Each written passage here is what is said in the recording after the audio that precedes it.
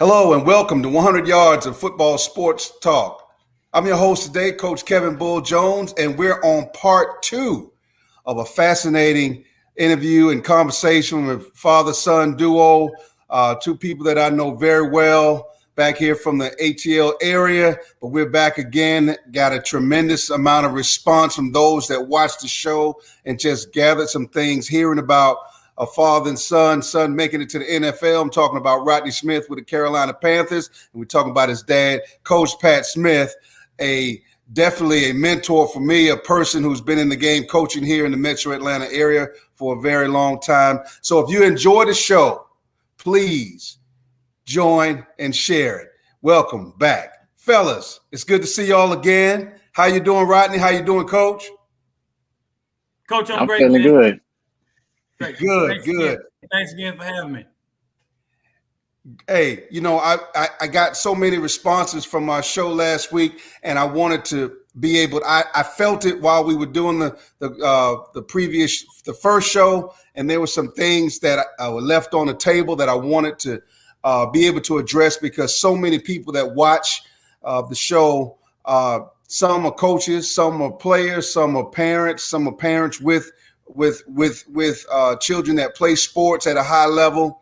And then for the average person that just enjoys watching sports and knowing the backgrounds of players. And so we're going to start it up again, fellas, but we're going to peel back into the recruiting process, because as you all know, times have changed from when you came out, Rodney. It's just it's a whole lot going on. It's a whole lot. And we're talking from the the recruiting, the likes, the conversations with the coaches, and then Coach Smith, for you as the dad who's a coach who's been dealing with recruiters before, previously, with players in baseball and football, this whole thing has changed. So I'm going to ask this question. I want you both to give me an answer, just your thoughts on where the recruiting process is going, as you know it as a coach. First with you, Coach Smith, this whole recruiting process for high school players trying to get to the next level. What are the biggest changes you've seen, Coach Pat? Well, Coach, that's a great question. I think that, with social media has really changed the games. Kids are able to put themselves out there. They don't have to depend on coach so much, and that's great. That's great that they can put themselves out there. And that's probably the biggest thing that I've seen, but you still got to, perform on the field. You still got to be honest with yourself. You can't, I know a lot of guys want to be D1 and this, that. But hey, what I always tell them, free education is a free education, man. Nobody looks at D1, D2 when you got that degree. But now I definitely understand where you're going with that, Coach. And I'm going to give you a response to that. I'm going to play the devil's advocate, how the parents come at us these days now. But now, Rodney, your point of view on this whole recruiting process, as you've been able to identify it, but now that you've been through it, how it's changed since you went through it. Yeah, like my dad said, I think now social media definitely makes it easier to be seen. Like I said, I'm not going to say that all the people that are 5 stars aren't truly 5 stars, but anybody could become a 5-star now just off of social media. Going to the camps, performing, and they have videos, 7-on-7s and things like that, and just guys out there pushing, not even really playing the sport, can get seen. Playing the sport fundamentally, I should say, can get seen. So it's definitely easier now to be seen. So social media definitely changed the game in that regard. But like you said, the fundamentals always show up, and those guys that are the athletes that are 5 stars and get to college and do perform, kudos to them, congrats to them, but everybody isn't a 5-star. Well, now, see, same thing. That whole devil's advocate a little bit, because still, the part on our end in this coaching vehicle that we're in here, your father and I, what about? And I want both of you all to tell me what you think about. What about those? We got a lot of people, that coaches that are out there now that tell parents, I'm going to get your son in school. I can make this happen for your son. I can help him get into school. Of course, when a kid is 6'6", 310 pounds, I don't know how much, if you're just talking about exposure but how hard is it really, or is it really believable? What should the parents think when a coach tells them, a high school coach, let's just put it like that, tells a son or a daughter, yeah, I can get you in school. First with you, Coach Pat. Well, I think, just for me, I had to be honest with myself. And as a coach, I'm the kind of coach, I'm going to be honest with parents. I'm not going to sugarcoat it. I guess I'm old school. I love all the kids, but I can't sugarcoat it for them. If you're not a D1 guy, I'm not going to, bust your dream, but I'm going to ask you to be honest with yourself. I'm going to be honest with yourself. If you're not a top tier high school kid, then how you going to be that guy, right, in the Georgias, and but I'll smooth it up a little bit, but you cannot be dishonest with a kid. I think you're doing kids a disservice when you're not honest with them. So, you have to be honest with kids. You look at the percentages of how many kids going to play high school football, how many kids going to play college football, and how many kids are going to play NFL. You have to be honest with yourself. I know parents want to, I believe that kid is that person, but again, you just got to be honest, Coach. I'm gonna leave it at that. Wow, and Rodney, your thoughts on the same question? So I've had the opportunity to talk to high school kids that don't have those major Division I offers, and I tell them, if you have an opportunity, take it. Like I said, if you're playing good ball, whether that's football, baseball, whatever the sport is, if you're playing good ball, and they'll find you no matter where you're at. So like I say, everybody doesn't get those D1 offers. So I was talking to a guy the other day who said he had prep school offers and offers from like Bethune-Cookman, and he wasn't excited about it. Said he didn't want to take them. And I said, look, if that's an opportunity, like, you just go there and do what you need to do and handle your business. And like I said, if everything plays out and you handle your business, maybe you'll get a call from a D1 school. Maybe a D1 school will come find you. And if not, if you're balling out, the NFL team will come find you. So, or NBA, wherever it is, whatever sport it is you're participating in.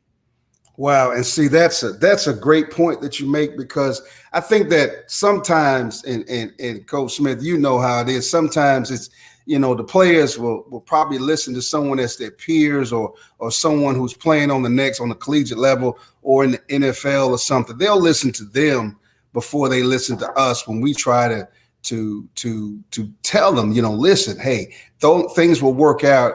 I have a familiar phrase, and I forgot which veteran coach on the collegiate level I heard this from, but he said, you're going to be where you're at. Okay. And I was like, and that didn't make sense to me. And I know my English teacher from high school would have a fit if she heard it, the slogan said like that, but it made sense in that, where you're supposed to be is where you're supposed to be. Right. And sometimes it's okay to be a big fish in a little pond, as opposed to being a big fish a little fish in a big pond.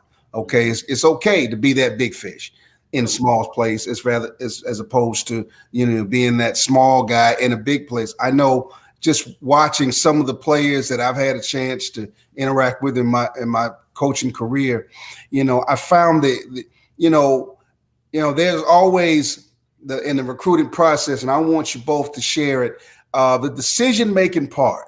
I got this funny scenario, as a coach, there might be a person from a one-parent home and a player from a one-parent home, and, for 4 years, that kid's been with you, and all of a sudden on signing day, there are 800 people there for signing day, and everybody wanted to help make a decision for this kid. And I felt bad for the kid, because I could see the pressure on their faces sometimes when some people, maybe they weren't there when the recruiting process started, but as it got bigger. I want you both to talk about the long haul of the recruiting process, especially, Rodney, your point, from being a high profile baseball prospect, and then dealing with the injury of your knee injury, and then rolling up those 2,000 yards rushing your senior year. And now you got to sit down, and how much of that process is all you, and how much of that process is help with you, Coach Smith. See, parents need to know the real behind the scenes. Let's peel the skin off. What comes to the process of making that decision? So, Coach Smith, I'm going to start with you. Rodney, I'm going to start with you. I want you to tell the listeners, and then I want to hear what Coach Dad got to say. So it's definitely a decision that is made by the family. Well, my decision was definitely family based. I think I still have a lot of impulse. I'm an impulsive guy, so I have to sit down and talk things out and listen to perspectives from other people. And my parents helped me out because initially I was sold on going to East Carolina just because I took a visit there. And I had fun partying with the guys. There we go. I was a high schooler going to college. Like I said, impulsive guy, and I didn't sit down and truly think about the opportunities that would be presented to myself by going to school like the University of Minnesota. Like I said, Fortune 500 companies up there, the most in the world. Like I said, and Big Ten institution, and playing football at one of the highest levels. So that's definitely something that you dream about, being a kid, wanting to go to college, playing, like I said, playing in the Big Ten, SEC conferences like that. But like I said, I was sold on going to East Carolina. But my dad and my mom, they sat me down and they kind of we had a rundown of the things that would be. Rundown? Yeah, I had a rundown. Break that down for the viewers, because I need them to hear this real big point and when you finish, then so we can flip over to that part. But take your time and say what the rundown is. They need to know what that rundown is. So it's always life after sport, whatever sport it is you play.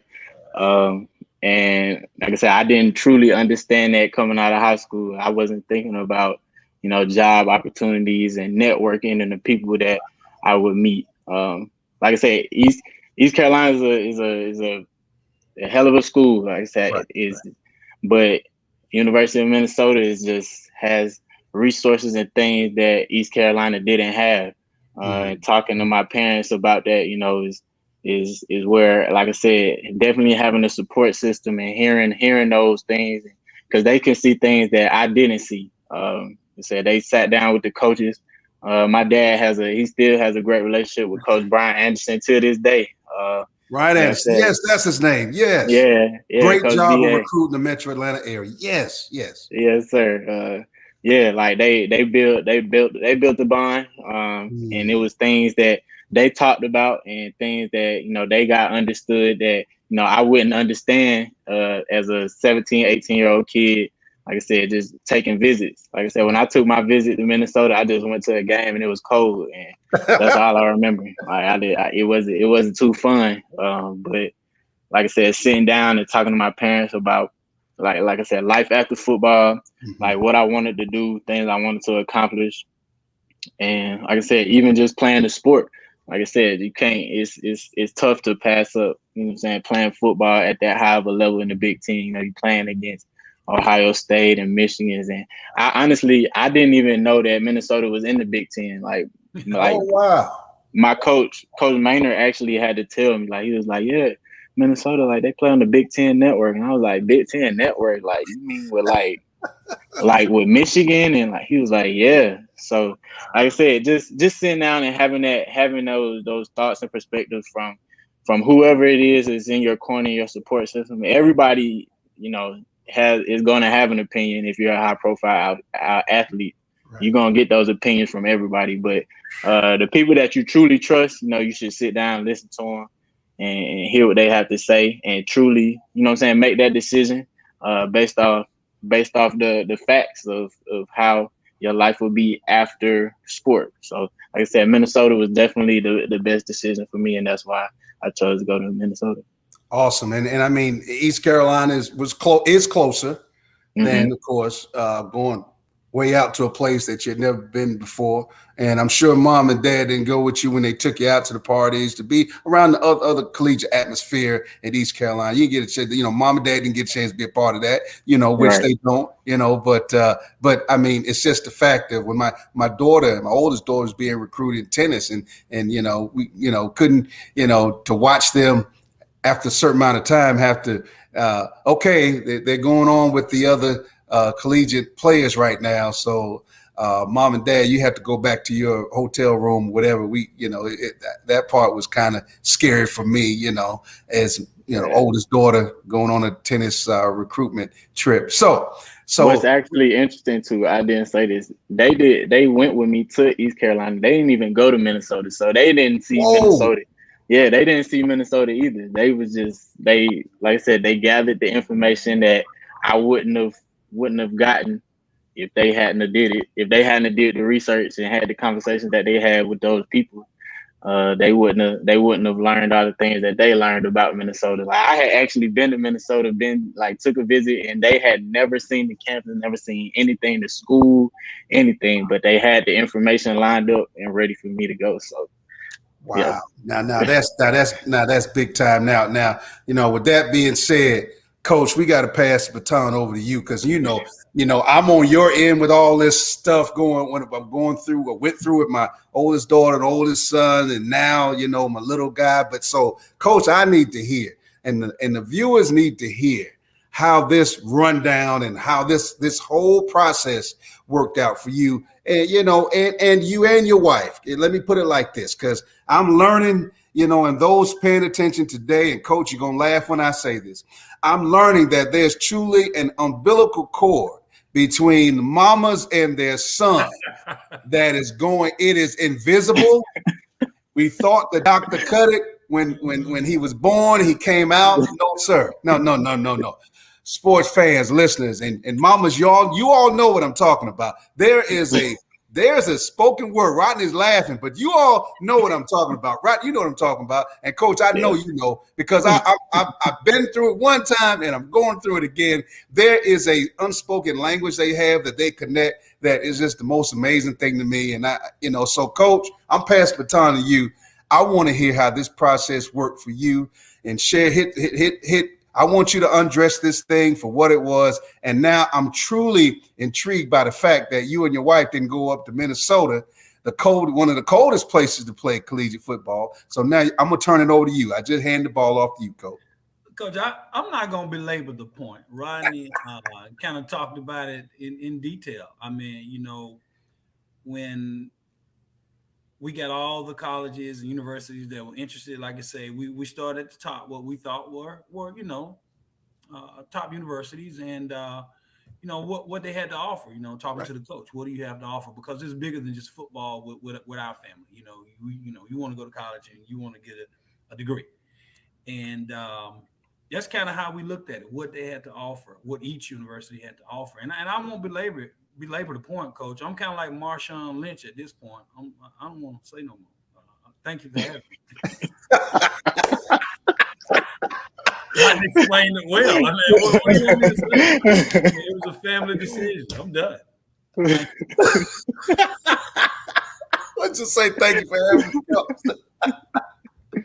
I mean, that truly is, and in my years of coaching high school ball, and I've had some players that have not a whole lot of players have gone on a plane somewhere by themselves, anything like that. I don't recall a lot of players.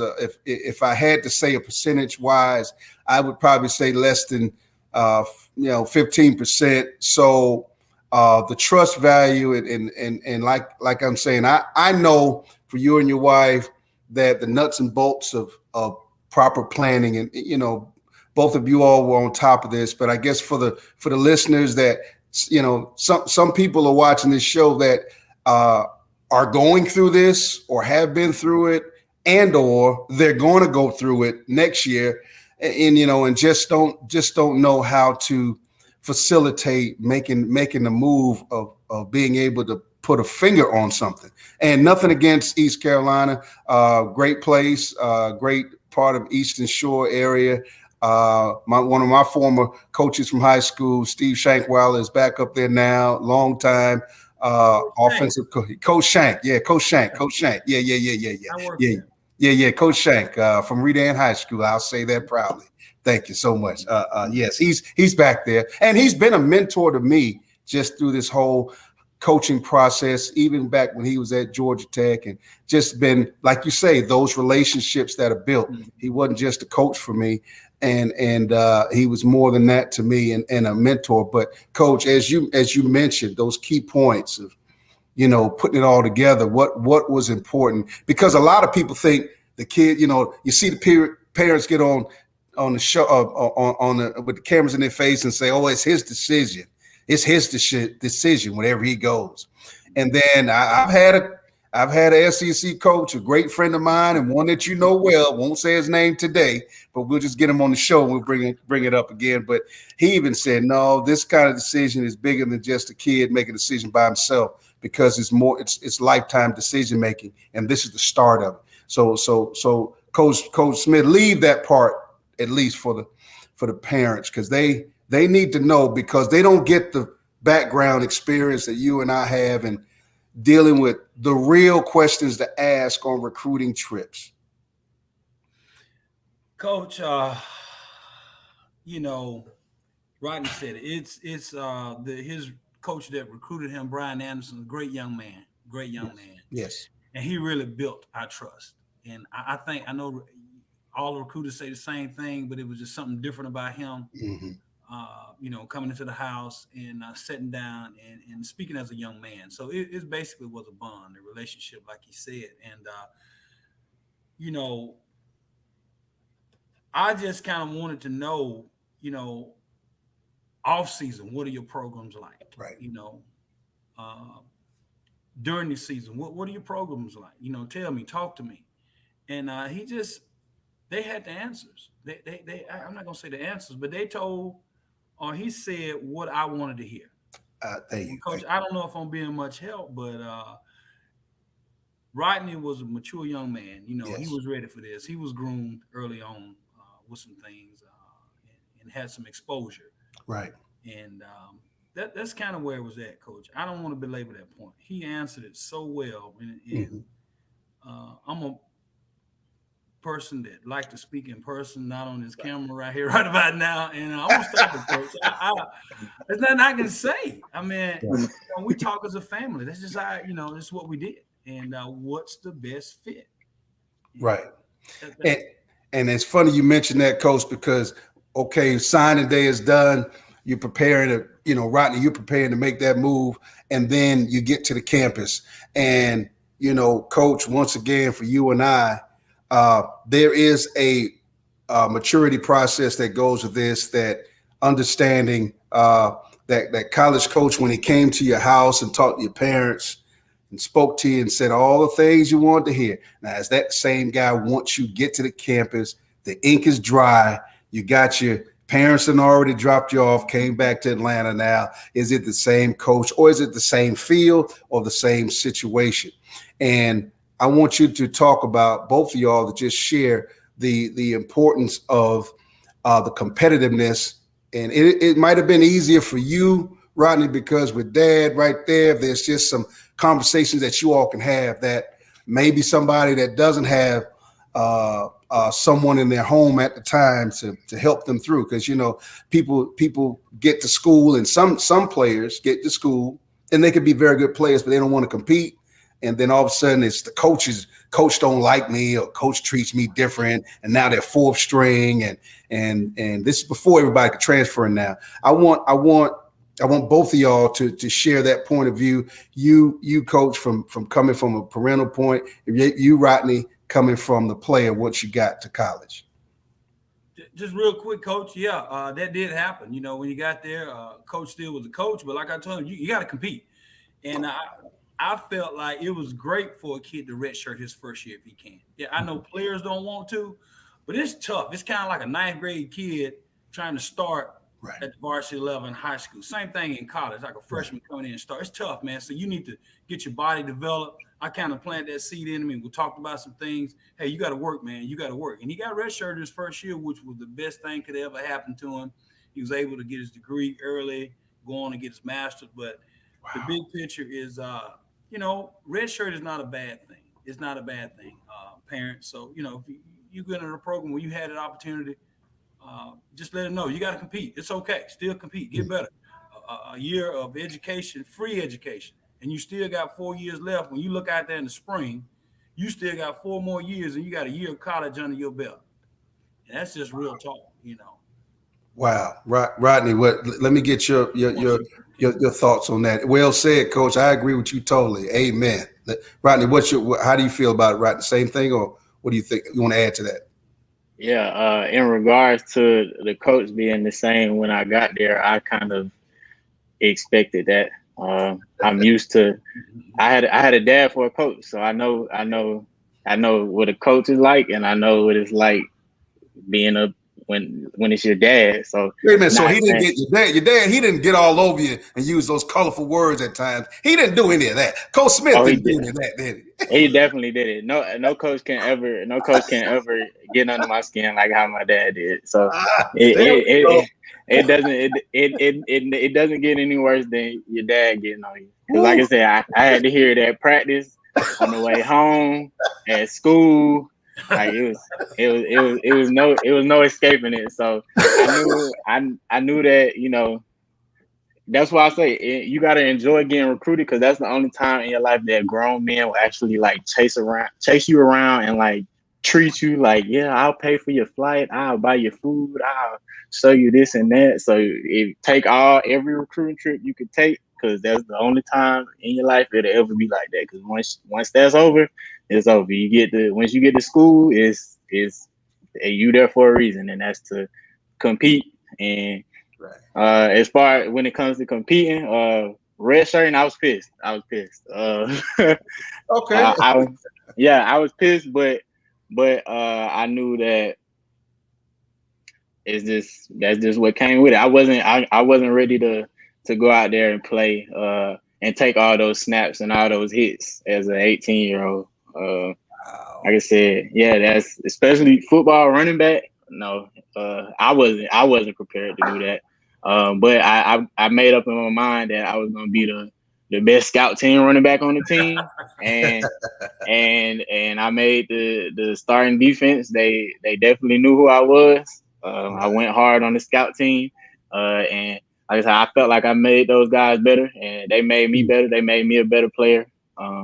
And I feel like I thrive off of competition. That's something that I love. If you want to compete, if you want to play at a high level, you have to be a competitor, because everybody's big, strong, and fast. You just have to find what your niche is. And for me, like I said, I thrive off of competition. I don't want to lose. I'm gonna find a way to win, whether I have to beat you with brute strength, or I have to outthink you, or whatever, outrun you, or I'm gonna find a way. And if I don't figure out the first time, I'm gonna figure out the next time, and I'm gonna keep on going until I figure out a way to beat you. So I think that's definitely key when it competing and playing at any high level. Like I said, if you want to do anything and be successful, it's not even just in sports. Like even in your job, you're gonna have to compete. And not even competing with others. Like you have to compete against yourself. Like you got to be a better version of yourself tomorrow than you are today. And don't get complacent. Like I said, you can never be too good. It's always room for improvement. And I think that's something that's definitely kept me going. And my parents implemented that seed in me, planted that seed in me. Just compete with yourself. And like I said, I work on it every day. Like I said, definitely some things that I could be better at, not just in sports, but in life. Whether that be communicating, whether that be taking care of things that I need to take care of with my health, learning how to be a pro. They said it's a competition, so you just gotta learn how to do that and fight those battles within yourself. And he said, if you learn how to do that, then say you'll be successful. Yeah, I find, and I thank you for that, for those, both of y'all, because see, the part that, if things branch off sometimes for kids is, Coach Smith, our kids had the privilege of having us at home with them. So yes, they did catch it on the ride home.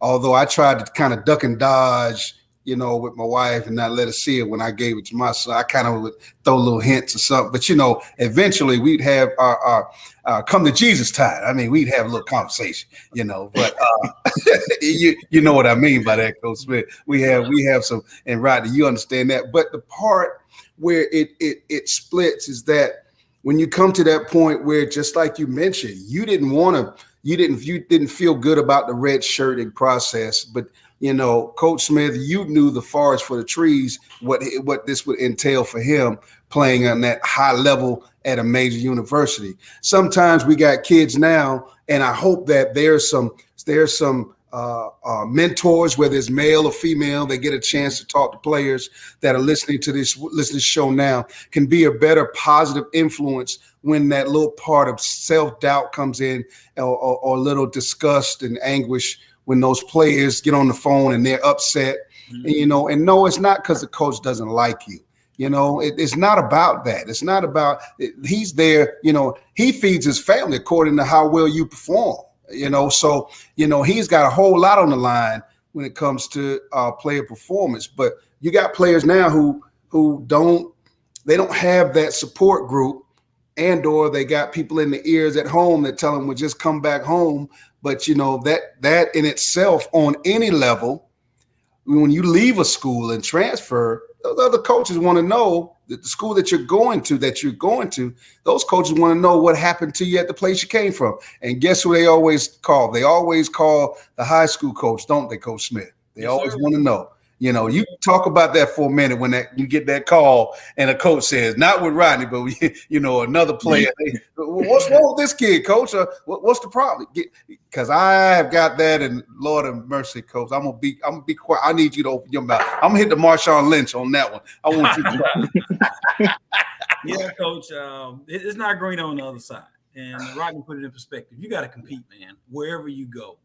Coaches tell you they want you. And like I said, you jump up and you leave, and that other coach do want to know, what am I getting? Mm-hmm. You're not just going to show up. Okay, you might play, but it's still in the back of his head, in the back of that coach's mind. He wants to know what he's getting, because he don't want his program, if he's a good head coach, don't want his program disrupted. Right. So yeah, definitely coaches gonna want to know. Yes, I just find that, Rodney, you giving in detail those type of things, and your journey of where you are now, about to get ready for camp with the Carolina Panthers and competing still, and knowing that Christian McCaffrey, the running back, should be healthy and coming back, but your added value to the team and your learning process with Joe Brady as the offensive coordinator. Talk about how accelerated that was for you, coming in the middle of the season the way you had to do, and then stay on top of it. See, that's the part that our kids are missing. Being on top of their game. Share that. Yeah. So for me, it was all mental. Like I said, at this level, if you're here, you clearly have the capabilities physically. So everything at this level, I believe, is mental. So for me, it was just learning what I needed to learn, and I feel like that's what makes me the player that I am. I'm not the biggest, not the strongest, I'm not the fastest, but I am pretty savvy. I will be where I'm supposed to be, and I can identify things and see things, before they happen. And that's, like I said, that's just come from studying and mentally being prepared.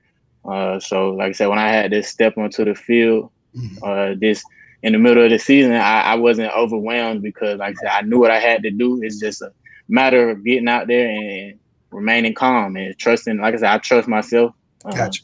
and knowing that failing is growth. I learned that from Coach Flex. Shout out to Coach Flex. But failing is growth. Who was that coach again? Who'd you learn? Coach Flex, Coach PJ Flex, Coach PJ Flex. Yeah, because you had you dealt with two coaches while you were there, right? Did you have a coaching change when you were in Minnesota? Yeah, Coach Kill and Coach Clays and Coach Flex. Yep. Mm-hmm. Wow, you went through. That's amazing. Keep going. That's amazing. Going through a coaching change. Yeah, but just knowing that failing is growth. So like I said, I'm out there for a reason. They trust me. I'm out there. And like I said, just having confidence. And if I do lose a rep, like I said, I'm a competitor. Like I said, failing is growth. I'm gonna just learn from it.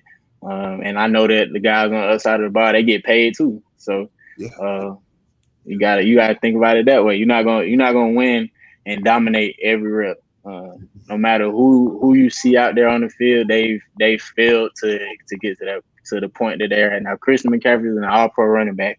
Right. He's done a lot of failing. That's why he's as good as he is, because he's done that failing. We might not see all of the failing, but in practice he fails. You know what I'm saying? It happens. It just happens to everybody. I fail. You fail. We all fail. So like I said, failing is growth, and just what you do with that failing is how you project and learn from it. Like I said, I learn from any time that I lose a rep. I get in the film room or I get on myself, but you can't stay down about it. Like I said, it's next opportunity presents itself. You have to be ready and prepared. And like I said, learn from the previous rep, and you can't stay down about it. So that's how I stepped in this past season and was able to.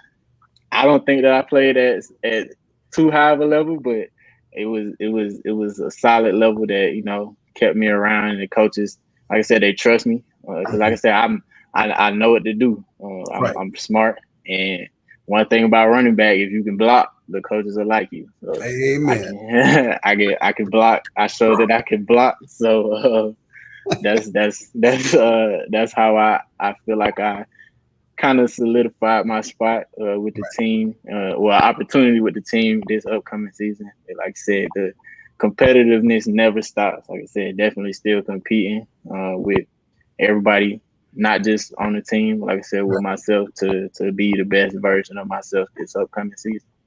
Well, I tell you what, it sounds like you checked all the boxes and dotted all the I's, crossed all the T's with your process of how you're building blocks of success, and I'm sure you all those athletic skills you got from your mom and everything, it's just one. Coach Smith, I'm gonna hit you with that one. That's right.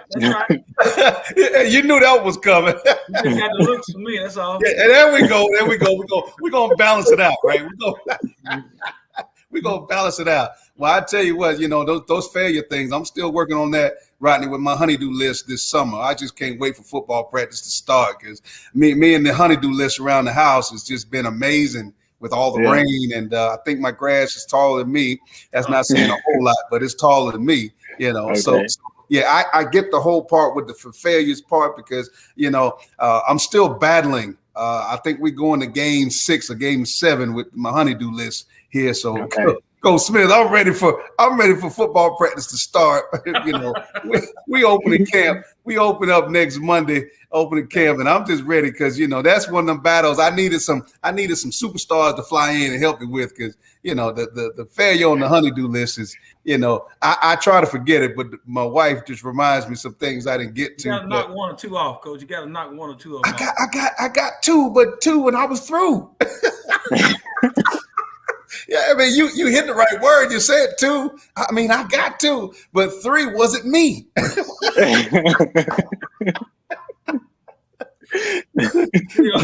out a little bit, Coach. Yeah. I'm trying to work. She'll see the show, so she'll know I'm trying to work through my failures with Rodney Smith and his dad, Coach Pat Smith. I'm working through the honeydew list. So y'all coaches, y'all know what I'm talking about. Y'all do know what I'm talking about. Everybody got a list, and the college coaches, of course, are still in their vacation mode, but they'll be open to camp as well. Rodney, for you, getting ready for the season to start, opening up camp, and it's magnificent that you talked about those points about knowing what to do, and it's not all about athleticism. It's something between the ears that has to happen, and that is so important because when someone from Clayton County, Metro South Side of Atlanta, Mundy's Mill High School's very own, and Dad's still there working and coaching, and there's this famous picture on this Twitter. It shows a lion, and then the lion says, and this doesn't mean you, but I'm just talking about. I try to tell my players something similar to this. There's that lion, and that lion says, "I've thought about quitting until I remember who was watching me," and it showed a little cub behind the lion. So I was really just saying there's eyes of people that want to be the next Rodney Smith, the next person out of Clayton County, the next Morgan Burnett, whoever, coming out of Clayton County. And then for us as coaches, and Coach Smith, let me know what you think about. We get to see the beginning and the end. And that's the magnificent part of us being able to share this time to talk. You get to see it when you go sit down and at the game, NFL game, and you and your wife can reminisce about the beginning to not the end, but just where we are now, where you all are now as a family, watching the process. There are other kids that maybe their parents don't have all of the tools to help, but certainly they have mentors or people that's around that can help them. But just the dream of being successful, because somewhere around there is a person, not just you, but maybe can say, hey, I want to be like that guy who went way out Midwest, played college football, and then, red-shirted and busted his tail and, went through COVID and everything else, and he still grinded. There's somebody back there watching. There's a picture of a lion saying, look, I thought I was about to let this go, but then I remember somebody was watching me. And like I said, maybe it's for that next kid, I guess is what I'm saying. Not necessarily you, Rodney, because you where you are now, but the next kid who comes out of Metro Atlanta, let's just say, and wants to be successful. Final thoughts on sharing, both of y'all. Dad, I'll start with you, because Coach, you about to get grinding soon in your season, and the process of where it is now. You with coaching and how do you think that the kids listen more now with everything going on with social media, with you having a son who's busted his tail, making it, to the next level, to the highest level, NFL. Do you think kids can take that somewhere along the line and say they have a visual of working hard means? Your final thoughts on that? Well, Coach, I just want to say this one thing. If a kid want to play college football, there's somewhere for him to play. Amen. He's got to bust his butt. He's got to put in the work. And understand, like you said, Rodney went to the Midwest. Parents, it might not be in Georgia. Everybody can't play at the University of Georgia or Georgia State. Amen. You might have to go across the country to play. I mean, it's somewhere for you to play football. So just don't look in Georgia, look other places, but you got to put in the work for those parents. Be honest with yourself, be honest with your kids. Or not if they putting in the work. If you want him to play football, if he wants to play football, there's somewhere for him to play. And like I say, with social media, you can get him out there. You got to do the work though. You can't just wait on coach all the time. Social media is great. We had kids last year at Mundy's Mill that weren't highly recruited. Right. But they did the work themselves and put the film out there, and not just in Georgia, surrounding states, Amen. Illinois, they went out, Oklahoma. And these kids wanted to play football, and they found a place to play football. Amen. So that's my last thing for parents. There's somewhere for your child to play if he puts in the work, he or she puts in the work, in whatever sport they play. But it might not be close by. You got to get out there. Amen. Final thoughts for you, Rodney. This is actually a quote from Coach Patrick Smith here. Just always carry yourself a level above where you actually are. So when I was in elementary school, he would say, carry yourself like a middle schooler. You in middle school, carry yourself like a high schooler. You in high school, carry yourself like you in college. When you're in college, carry yourself like a pro. You want to be a pro, so carry yourself like a pro. And I think that definitely went a long ways in my mind. I said I'm in high school. A lot of people tweet crazy stuff.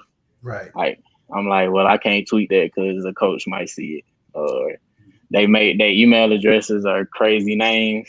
Yeah. Like, well, I'm gonna just make my email address Rodney Smith and my birthday so I can email coaches and they not like, who is crazy man emailing me highlights. Just little things like that. And it's tough, but like I said, kids are gonna want to be, children are children. They're gonna grow up, they're gonna learn. But like I said, I had an example. My dad definitely helped me. And I definitely think that guys like myself, I do have to, get back home in the community and be more involved, get back and talk to guys. Preston just had a camp, that was good. Preston Williams, Lovejoy. Yeah, Preston, yep. That was good, just seeing guys that have done things and coming back and talking. And it doesn't even have to just be in sports, just right. Just coming back, this especially my age group, just coming back and talking to kids that are in the schools now, so they do see that whatever it is that you want to do is possible. Like I said, I have a lot of friends that are doing a lot of good things, having clothing lines and things of that nature. So just getting back and talking and sharing knowledge and wisdom and listening to them. A lot of kids, a lot of times just want to be heard, just listening to them, hearing what they have to say, and like I said, supporting them and letting them know that it is possible. You just have to, like I said, know that you will fail, but you can't quit. Failing will happen, but failing doesn't have to make you a failure. Failure is when you quit. So you don't want to quit. Just keep working, push through whatever it is. It might be tough. Might be tough at the time, but like I say, if you believe it and you persevere through it and work, like I said, you might still have a setback, even if you persevere through something. Just know it's something along the road that'll bump you off that road again. So just straighten back up and keep working. And like I said, if you believe in it and do what you believe in, then you can achieve it. Oh, wow. That's powerful words.